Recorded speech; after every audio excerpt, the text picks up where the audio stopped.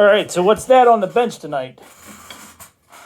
Fencing pliers. So a pair of fencing pliers will save you from a lot of work, especially if you're out somewhere where it's hard to get to other things, like a hammer, a pair of pliers, a pry bar, etc. So we use fencing pliers when we're working on fences. Sounds pretty self-explanatory, but it isn't always. So fencing pliers have some pretty unique features that make them handy, especially if you are out close to your fence, but far away from your tools. So if we look at these pliers, we have several different types, and these are the most common variety is this type here.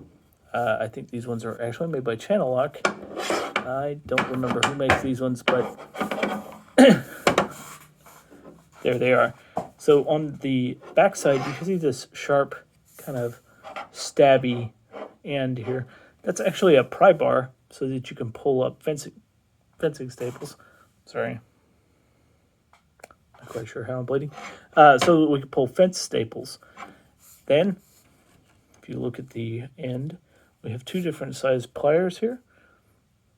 This side, you can actually pinch onto a fencing staple and pry up to pull them loose. And this is just about right sized for crimping a pair of a repair splice. Then, of course, you have two sets of wire cutters, 1 and 2, and they will cut a pretty heavy gauge wire, and another pair of pliers at the back side.